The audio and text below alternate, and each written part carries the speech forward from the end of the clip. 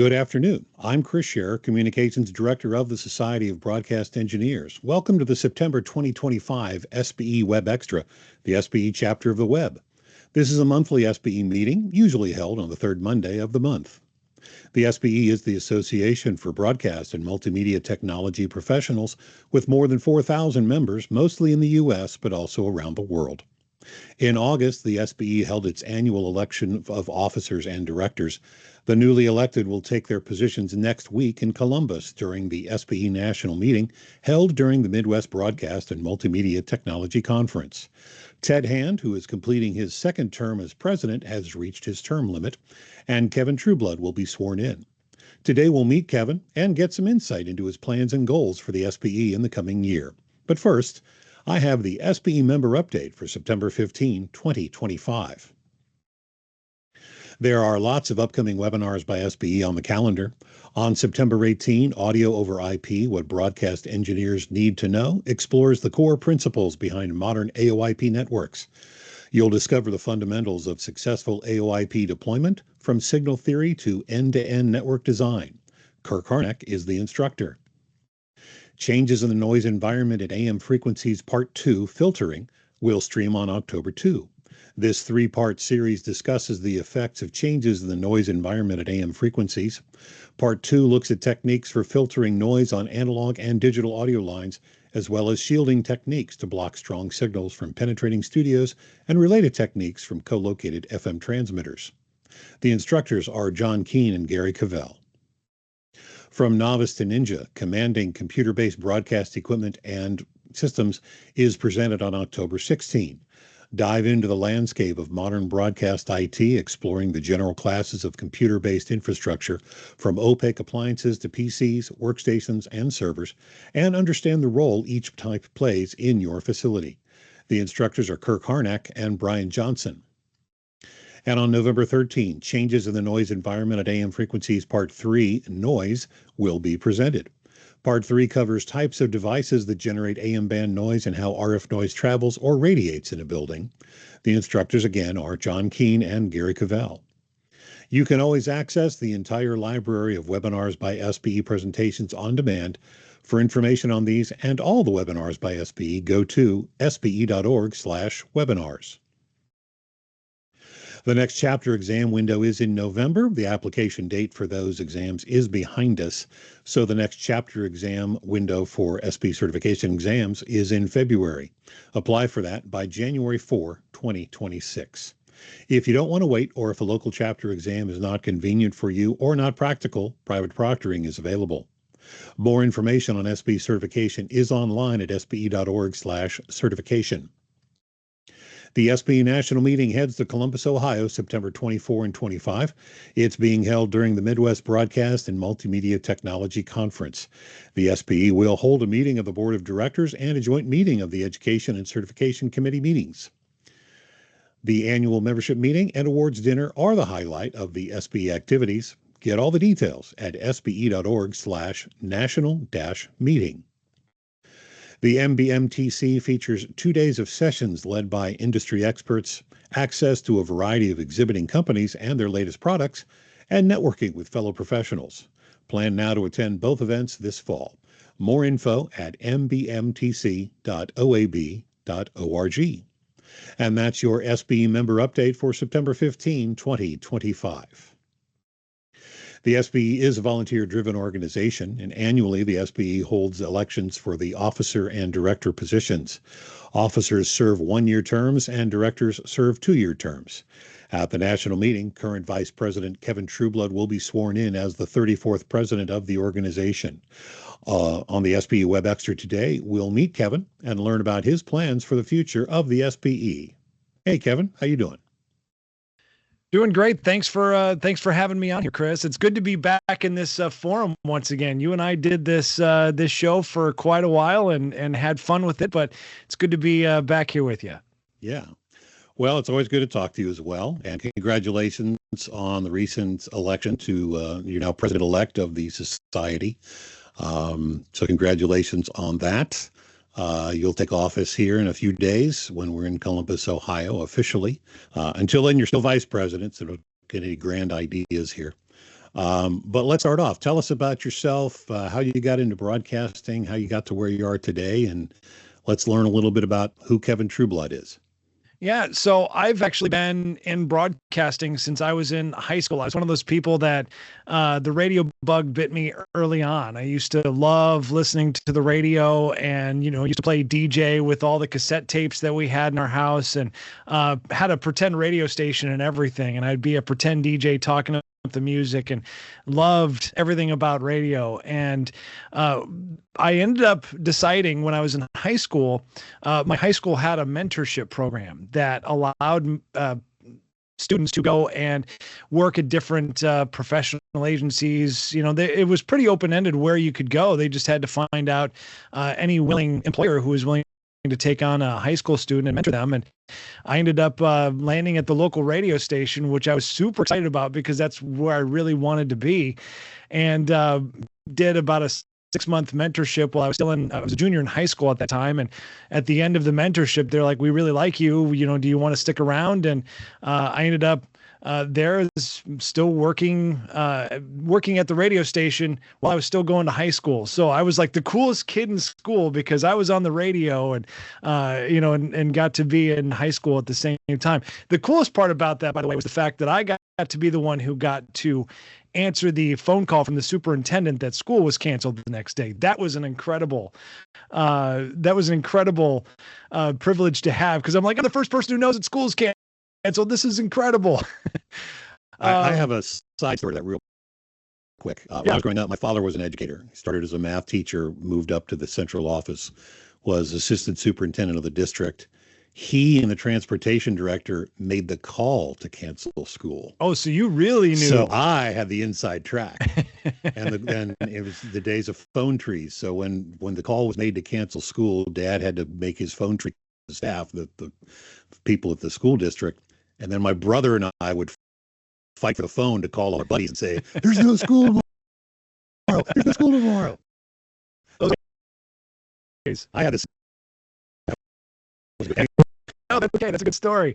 So I continued on while I was still in high school. I went to college at Northern Illinois University. And by the time I was at Northern, I was actually taking media production classes. They were teaching me to do the things that I'd already been doing for 4 years. And ironically, it was the only time that I ever edited a reel-to-reel tape. And I know some of the older folks are going to go, "Wow, you young whippersnapper." I started right when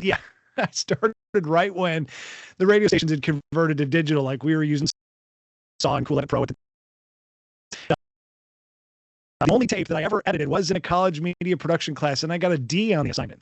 And everybody will love the reason why I got a D. The edits that I did were perfect, but I left the reel tails out.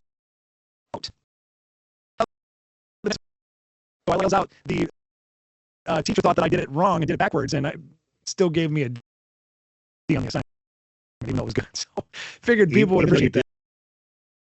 Technically the right practice of exactly. Tails out. Career was in operations management and program director. So I was basically on the programming side of things, but I always had a tech. I was kind of the de facto when I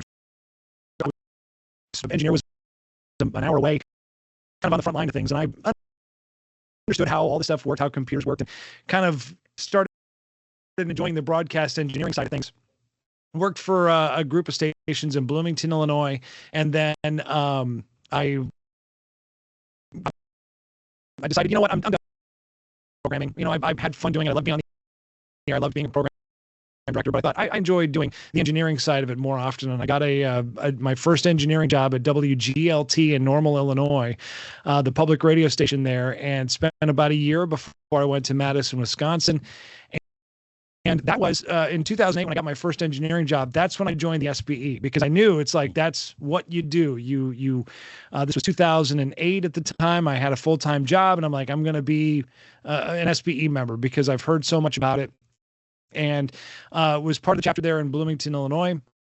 When I got to Madison, that's where I was in the FAME Madison chapter. And that one is still one of the most active chapter, one of the most awarded chapters. And it's a good group of people that make sure that they're consistently meeting, that they have good programs. And I met a lot of people just chapter.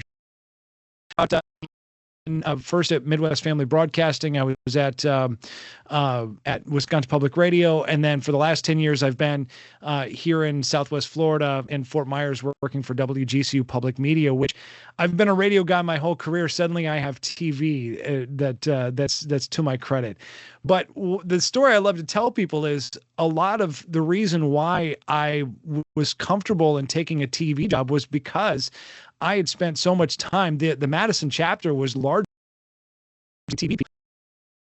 And I was at the TV stations all the time, so I knew the issues they were grappling with. I was familiar with the technology they were using because we were seeing demos and they would talk about it. So I didn't come in completely unaware. I was already cognizant of those things, and that gave me a head start to take over and understand and manage a TV station, even though I hadn't had any direct employment at a TV station. So it was good that I did that. For the SBE, I was kind of voluntold as soon as I got to Madison.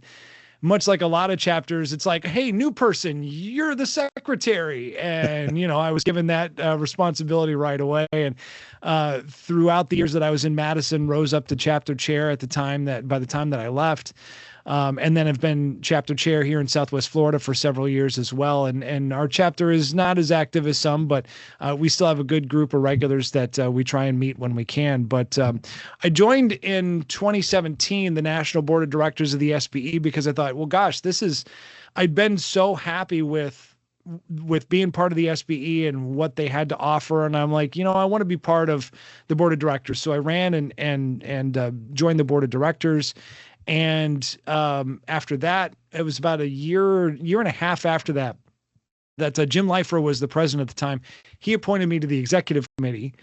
And then RJ, it was like a year around that same time or a little bit after that, RJ Russell resigned as vice president. Wayne moved up to vice president.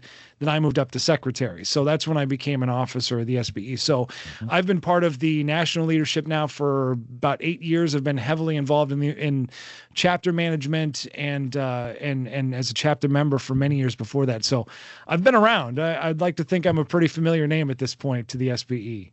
Yep. Well, you've certainly put in the dues, so to speak, and earned your way up. So that's great. Hey, I've been on the SB staff for a little over 10 years now, and I'm happy to have you involved. There are some people who volunteer and do an awful lot of work. There are some who do maybe less than optimal, and I'd put you in the first category, where you've certainly been in the forefront of stepping forward and trying to be active and proactive in a lot of things, not just reactive and looking at it as an honorary position, which it certainly isn't. There's work to be done. So I'm glad to have you aboard at least. So. Well, I appreciate that. I mean, Ted Hand actually told me, he's been the president the last 2 years. He's like, this is a second job. And he didn't realize how much of a job it was. And coming into it now, this is the part about, now you're in the top officer spot is, and this is true with any leadership position, you have to deal with all the things that nobody else does. Everything that's like, oh, keep passing it up the chain. And it's like, well, I'm the one that has to answer these questions and have to deal with these things. So, and I've already seen some of that even since the election. Ted and I have talked quite a bit, and there's been a lot that him and I are on the same page on, and Ted's, handing things off to me and letting me drive some of the initiatives. So yeah, there's, to me, it's like, if I'm here for a reason. I'm not here to twiddle my thumbs and I'm here to, as I've said, I know it's cliche, but it's like I'm here because I want to give back. And because I personally throughout my career have received so much benefit in being the SBE. I want to make sure that other people see those benefits, recognize those benefits, and can get them in the future, that it is helpful to them going forward. Sure. Very good. So tell us a little bit about what you kind of have in mind. What are your plans going forward? You'll serve up to 2 one-year terms. So you're just about to take your first 1-year term starting here very soon. What are your immediate goals? Total world domination, if I'm being honest. No. All right. So that as I told you in the pre-interview, are you pinky or the brain then? Yeah. One association at a time. No, I'm just kidding. Honestly, I think it's been now several years since the SBE has done a strategic plan. And I think that's one thing that we really need to, particularly in the upcoming year, I want to focus on. And it's not, I want to kind of differ from the procedures a lot of us are familiar with that we've done in the past, which is we all get in a room and we get out the SWOT chart and we figure out, okay, let's come up with a few ideas. That's valuable to do, but I think I want to do something that's much more comprehensive, because we're seeing not just the association change, how people interact with associations. And it's not just the SBE. This is a lot of associations are dealing with the same problem, with a lack of engagement, with declining membership. And so what I want to do is I want to really take a good hard look at what our membership thinks, what our membership appreciates, things that we can improve on. And a lot of that starts with just gathering data, looking at numbers of participation, looking at and polling members directly. You know, if you part of the problem in putting a group of 100 people in a room is if you ask everybody what they want to do, you're going to get 100 different answers. And a lot of it's constructive. It's helpful to know everybody's opinion, but it's hard to work with when you have such diverging opinions. So what I want to do is kind of start with surveys that give us some very obvious trends, some consistencies between what everybody thinks. And that'll help us narrow down where we should focus our energy and where we should focus less of our energy, because there's a lot of different paths we can take. We know that we would love to expand our membership to people that are not traditionally in broadcast. Well, how do we do that? All right. So we need to come up with a way. How do we get into that? Some of that's marketing. I think we can not necessarily we'll do a good job of marketing, but we can improve the ways that we engage people online, that we engage people in person, particularly not just in the broadcast industry, but outside of that. And so there's ways that we can improve that. We can look at growing membership, retaining membership, what certifications we offer. Are they relevant to the workload of a broadcast engineer? And Ralph's done a fantastic job. And the conversations I've had with Ralph and certification, I give him a lot of credit for how thoughtful and how deliberate the actions of Ralph and the certification are. Careful, and they're very the way that they approach their certifications. And that's like some things maybe be slow. It's because they're very deliberate in their work, and that's awesome. But let's also make sure that the certifications we offer, again, match what the demands are, that people are getting certified for the work that they're doing, and that they can show that there's a benefit to the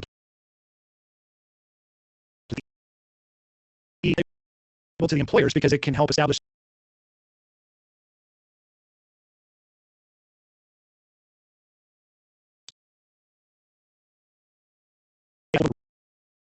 now they're dedicated to furthering themselves, to being better at their jobs. And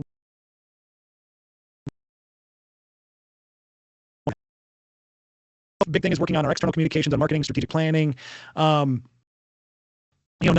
know like the Doge is all the rage these days, but really looking at how we do things and evaluating a lot of the processes that we do. And not that I want to, toss everything out the window and be destructive, but understanding, maybe some things we're doing, maybe we can do differently, or we can approach differently that can engage more. So it's kind of my favorite thing is just to kind of ask, why do we do that? And it's not because I'm being, it's just like, I want to understand why do you do this, and what are you wanting to accomplish? Is there a better way we can do that? So these are the conversations that I look forward to having. I've started over the last couple of months to ask the board of directors what their interests are, the committee members, the committee chairs, what their interests are, and we're going to get into the chapter chairs and see how we can keep them engaged and figure out ways that we can improve things. Very good.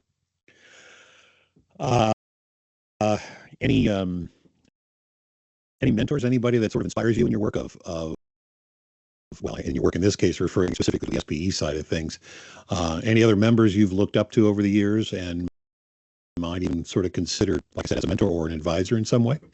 I mean, as far as the SBE goes, I think I really look up to Jim Leifer. I mean, he was the president, obviously, just not that long ago.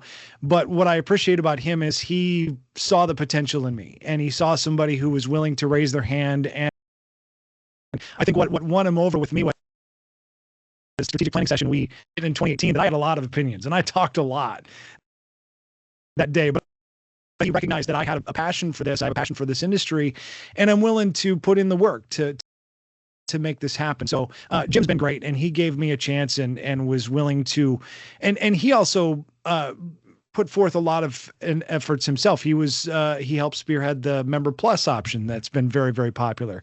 So Jim's been great. Andrea, I looked up to Andrea Cummis because, obviously having the first female president, it was very meaningful to have her not only as an active member, but then to be part of the leadership as well. It's been great to have her in a prominent role. And I've loved working with Ted Hand because Ted's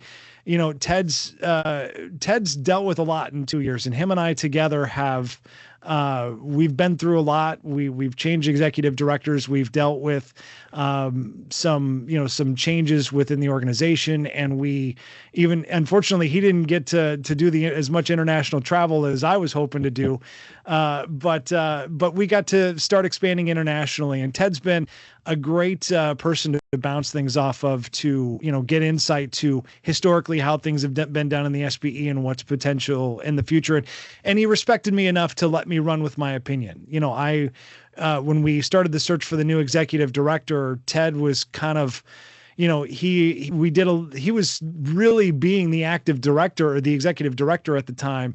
And, I was like, well, listen, if I'm going to be helping manage this person next year, I'll happily lead the search committee, because hiring people is something that it's weird to say I like hiring people, but I like that process, and I like being able to find good talent and be able to see what people's interests are and find the right person. So he let me do that, and I'm grateful for that. So those three have been great, and it's been great working with people. RJ Russell's been fantastic too. That guy's a wealth of knowledge, and he's extremely disciplined, and he's very dedicated to the SBE, and he's done a lot, and I respect him immensely for the work that he's done, and everything he's willing to do. He's stepped aside for the time being, but sooner or later, I'm sure he'll be back. Everybody's always back. I'm sure he will be.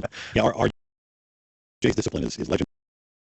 And I think there's a reason for that discipline. It's called the Marine Corps. Yeah, that helps. That definitely helps. And getting him and Greg Dahl, who's a fellow Marine, together in the same room, they both share that same kind of discipline and the same kind of sense of thinking. They both think the same way. Yeah, very much so.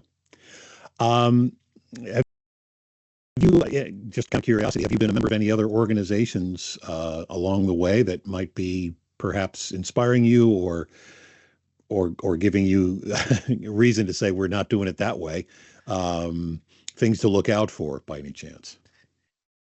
Honestly, this is really the first and one that I've really been involved with. Okay. I mean, I'm cognizant to know, particularly since Mike Downs,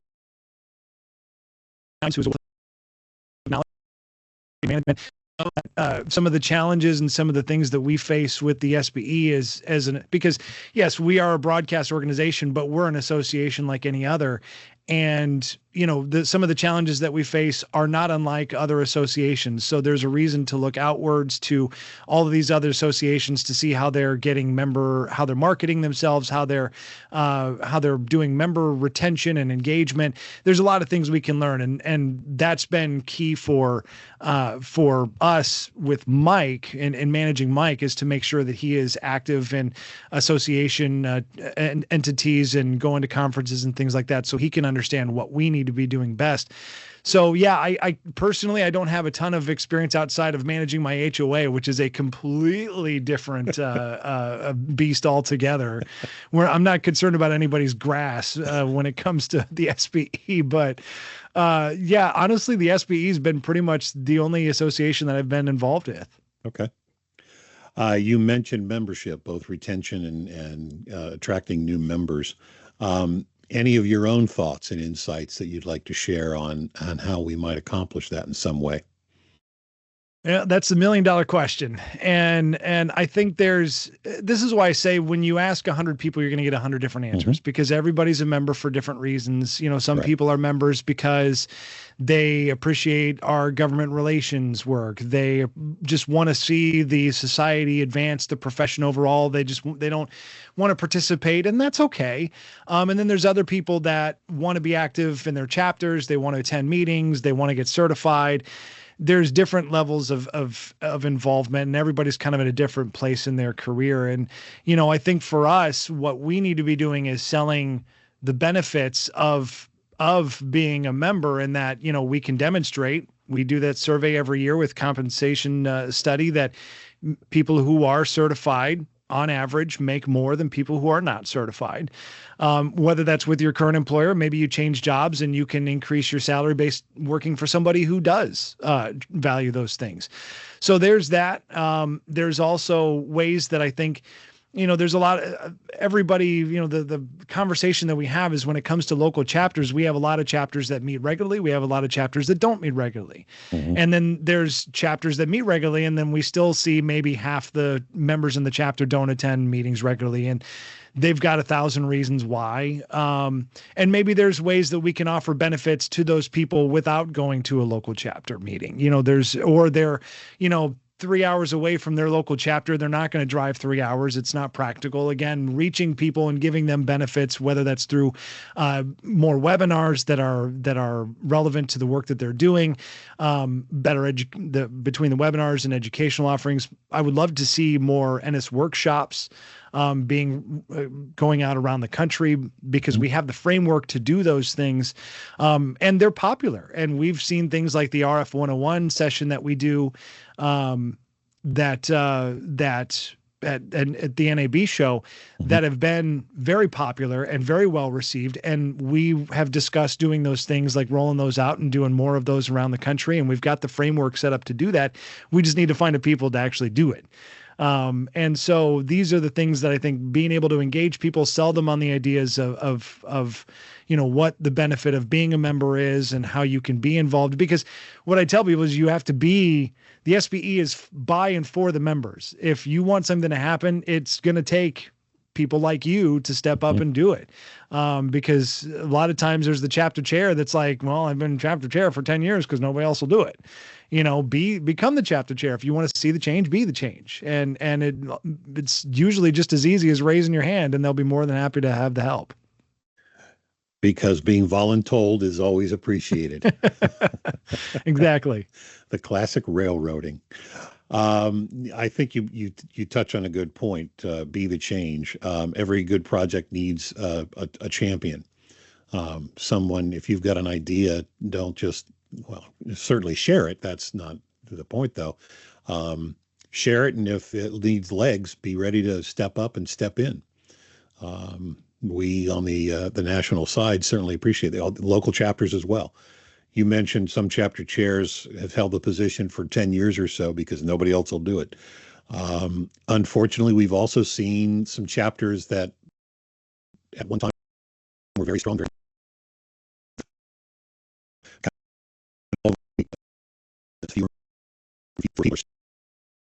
All falling on the one.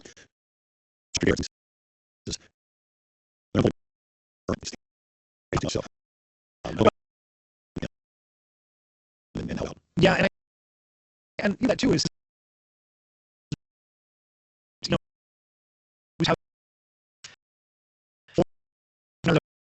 division, and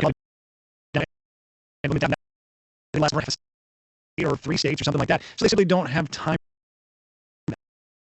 And I think that's one of the things that I really want to focus on is, you know, as I've maintained a lot of the said to becoming president, there are a lot of people that do the work of a broadcast engineer in various levels. You know, we have houses of worship that have production that high voltage, low station. Same thing with sports organizations. These are people doing the same work we do that maybe aren't aware of the Society of Broadcast Engineers. There are obviously digital marketing firms. I mean, corporate entities have anymore because the means to do it have become more accessible, they've become easier to use.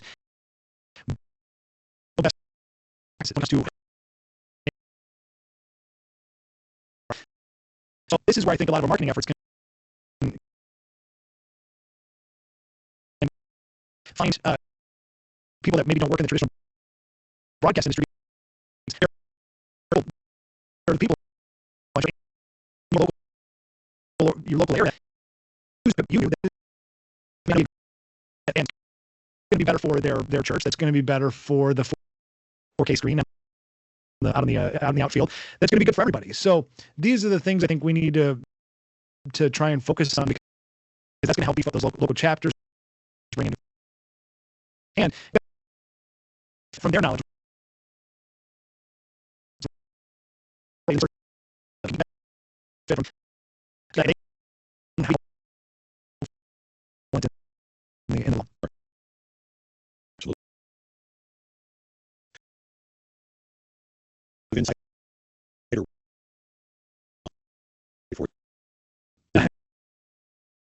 You know, I hope that people are able to make it out. I mean, I understand that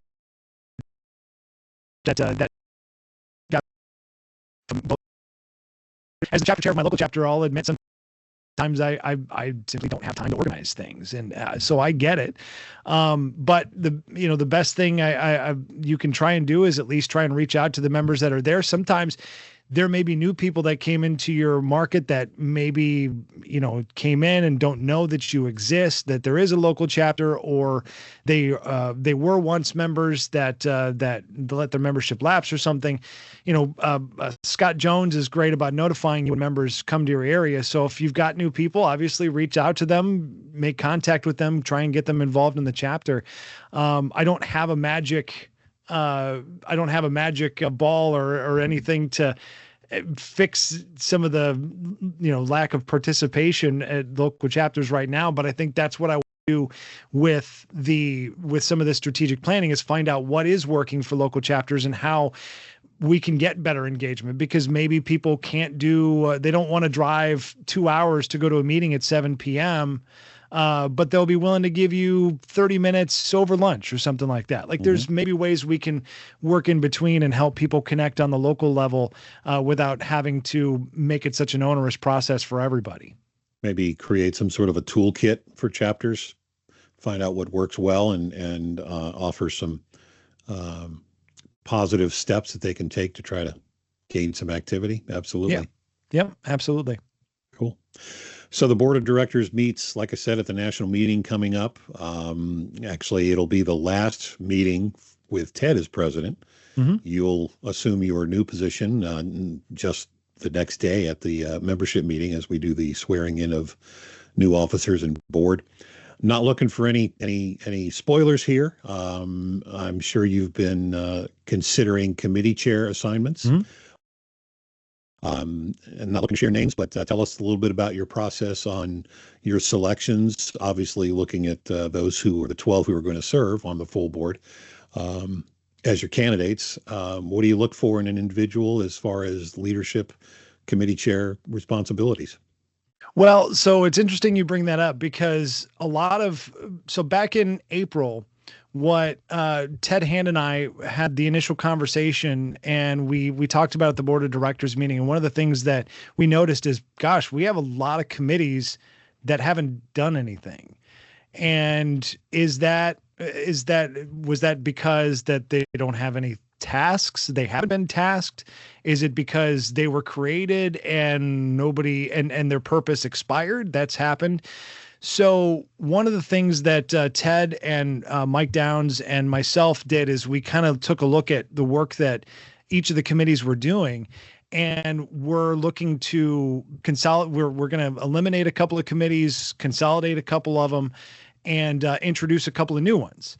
And they will be tasked with specific things. And what I actually have done is I actually have reached out to pretty much every committee chair by now, and by the time this airs, I will definitely have talked to them. But it actually gauging their interest, because what I want is for each of the members of the board of directors to either be chairing a committee or be a participant in a committee, so that, these are people that stepped up. They obviously, threw their hat in the ring. They wanted to be part of this.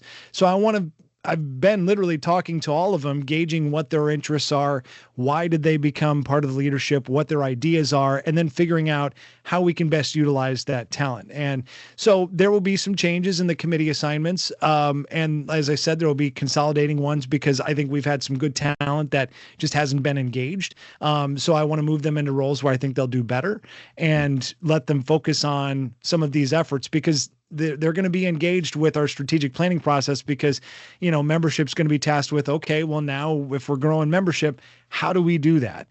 And I'm going to be relying on them to then coming up with ideas to how we can do certain things. And that's, I pick out membership just as an example, but it's going to be tasked for everybody.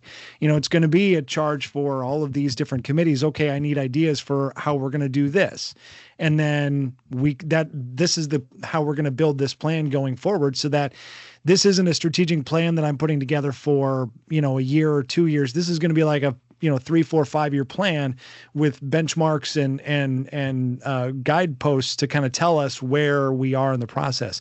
So I've taken the whole committee process very seriously, because I wanted to make sure that everybody who stepped up that's in these roles is the one that, they're not just like, oh, guess what? You're on finance. Well, okay.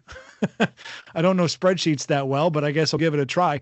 No, I want somebody that actually is interested in doing that. Mm-hmm. And so, that's been the last couple of weeks. What I've been doing is reaching out to each one and talking to them. And I think we'll have a really good, solid roster of talent that'll be helping us lead a lot of these initiatives. Good. Very good. So you've mentioned several times the strategic plan and even somewhat the process on your own side, again, until some of this legwork is done. What are some of your litmus tests as far as viewing a project or a program and deciding, yes, we need to grow this and expand this, or it's fine as is, or why the heck are we doing this in the first place? Well, I mean, at the root of it, a lot of it is money. There's a lot of things that are very expensive to do that maybe we don't make that much money off of. Maybe it's a loss. And it's the question of, are these the kind of, it's one thing that, even or lose a little bit of money, that's okay, as long as it's something that's mission focused. But we don't want to be doing that all the time. And we should be focused on the things, like if we can pull off. The problem with doing like events and NS workshops is they can be expensive to put on, and you may not see a lot of return. But it's at least worth exploring if we see enough interest in these things, if we can try a few of them, if we get interest in actually the number of people that attend, we can do it. We can put them on we can actually put them on at a reasonable price, and then we can maybe make some money off of it. Those are the metrics. And then, really I look at, as far as things that we do away with, I look at how much time do we put into managing this? How much time and resources do we do? And is it really giving us the return that we want based on how much work we're putting into it? Because if it's taking, somebody like you, if it's taking a couple of days a month, or if it's taking a lot of your time to put together, and it's just, the members aren't engaged with it, or it's not hitting the numbers that we want to see, then maybe it's not something we need to do. We can maybe focus on things that get better engagement, that, that are better uses of your time, kind of thing. Gotcha. Okay. Anything I haven't touched on or asked you about that you want to put out there for the world? I mean, honestly, I'm just excited to get to work, and I'm excited to really lead this association. And I think there's a bright future ahead for the SBE, and I think for the industry. I know the industry obviously has its challenges, but as I've maintained, people still working in the industry can tell you we're as busy as ever. And I think, making sure that we can support those people, that we can build a solid talent pool that's out there, a good profession. I think this is important, not just for broadcasting, but as broadcasting evolves into streaming, into live local production and events. These are things that we can be behind. And I'm looking forward to, keeping the SBE relevant to its members, making sure that the membership is getting the value out of being a member, and that we are collectively benefiting from each other's knowledge, that there's a way to capitalize on that and to grow that. And I'm looking forward to what's coming in the next couple of years. Excellent. Something just popped into my mind here, Ben. You mentioned some international travel earlier. We have a Canada, I say international. The SBE was founded in the U.S., so it's predominantly U.S. centric, we could say. I think that's a safe statement to make. We now have a chapter across Canada. A couple of years ago, we added the Eastern European chapter. Several years before that, we added the Taiwan chapter. Any thoughts of other areas, locales, international outreach that you might consider investigating in some way? That's a great question. And I think what was interesting was really learning what the folks in Eastern Europe are doing is, they, particularly in a lot of developing nations, and I'm not saying that they're a developing nation, but in other countries, they're kind of leaping into the digital era. They are getting into technologies. They are going from old technology to new technology very rapidly. And there is a very large thirst for knowledge because of that, because they're getting into such new technology, and the people behind it are, traditionally they didn't know any of this technology. So they need that more than ever. But one of the interesting facts about that is making sure that any of the training materials, the educational materials that we have, translate effectively, because that's one of the biggest obstacles, is making sure that any of the guidebooks, any of the education that we provide is accurate in their language, because we don't want to tell them something that's wrong or inaccurate. So that's been a big learning curve, and figuring out how we can adapt those things. And I do want to, David who's the chair of the Eastern European chapter. He's been a wealth of knowledge, and he's been very ambitious and wants to help the SBE. And I've told him I'm looking forward to reaching out with him and having him help us get those ideas to how we can engage those members, because they don't necessarily think like American audiences do, and they have different needs than we do. So we can figure out how we can adapt because we've already got that framework for education and for certification, how we can adapt that to international audiences, make it relevant to people who have a very big desire for our knowledge base and what we can offer. Very good. And will you be volunteering to do some of this international travel? I mean, I do have a good my passport is valid, and it's good to go. So I would love to pay visits. I honestly would, because I'm fascinated by all of this, and how my entire career has been as a broadcaster, and I love this industry, and I love seeing how different people do things, and I love to see the different perspectives and the different approaches that we see overseas. And I welcome the opportunity to be able to embrace what they do and to learn from them. And I do recall at least one time a hurricane changed some travel plans on you at the last minute. Twice. I knew it was once. I couldn't remember if it was the second time. It was twice last year. I was supposed to go to the WEBxtra conference in Mexico. That's right. And Hurricane Beryl hit, and I told them thanks, but no thanks. They still held the conference, and everybody was okay. But as a Floridian, I'm like, I don't want to be in front of a hurricane if I don't have to be. I don't blame you. And the second one was, the day that I was supposed to fly with Gary and Ted to Uzbekistan to a conference that David had put out there. That's when Hurricane Milton hit Florida, and all the airports were closed. So I was stuck here, and I had to work anyway. So, I hope that doesn't happen. So far, hurricane season, knock on wood's been quiet. I hope as of the time you're watching this, it's still quiet. But we'll see what happens. Ideally, I'd travel anywhere in like April. That would be great. Sure. Except there's something else going on in April usually. What is that? I'll figure that out. That little thing out in the desert. Yeah, that's right. Well, great. Kevin, I appreciate you taking some time. Anything I haven't touched on, any last thoughts, comments, humorous anecdotes you want share. No, I'm just, like I said, I'm looking forward to it, and I look forward to hearing from everybody. And obviously, there's a contact form that's going to be on our website if you want to get a hold of me. And I'd love to hear everybody's opinions. And I'd love to, and if you want to help, we're always looking for people that want to be on committees and can help us along the way. Very good. And on September 25th, the president at SBE.org email address will transfer from Ted to you. It's part of the sacred passing of the orb and scepter and all the other accoutrements that go with it. So very good. Well, again, thanks, Kevin, for taking some time and joining me on the SBE WEBxtra today. Always good to talk to you. And I'm glad our members have a chance to get to know you a little bit better. Well, thank you so much for the opportunity, Chris. Great. Thanks again. Thanks for watching the SBE WEBxtra, the SBE chapter of the web from the Society of Broadcast Engineers, the Association for Broadcast and Multimedia Technology Professionals. Thanks again to Kevin Trueblood for joining me today. If you hold SBE certification, viewing the SBE WEBxtra qualifies you for 1/2 point in Category G, that's attendance. It's just like attending a local chapter meeting. If you have an idea for a topic or a guest for the SBE WEBxtra, send it to webextra@sbe.org. Thanks again for watching. I'm Chris Scherer, SBE Communications Director, and I'll see you next month.